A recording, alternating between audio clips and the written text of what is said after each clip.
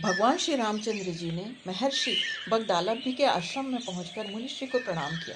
महर्षि ने प्रसन्न होकर भगवान राम से उनके आगमन का कारण पूछा।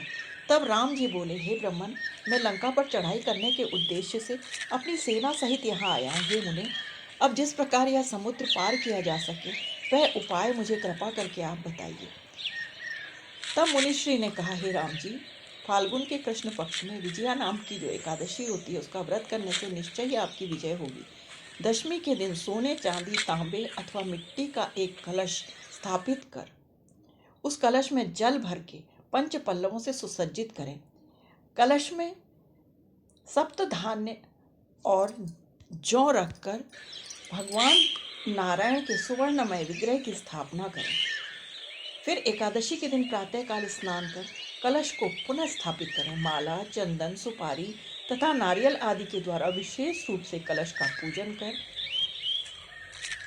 गंध, धूप, दीप और भांति भांति के नैवेद्य से कलश में स्थापित भगवान श्री नारायण का पूजन करें और कलश के सम्मुख एकादशी के पूरे दिन बैठकर कथा वार्ता आदि के द्वारा एकादशी का दिन व्यतीत करें और रात्रि में भी कलश के सम्मुख रात्रि जागरण करें।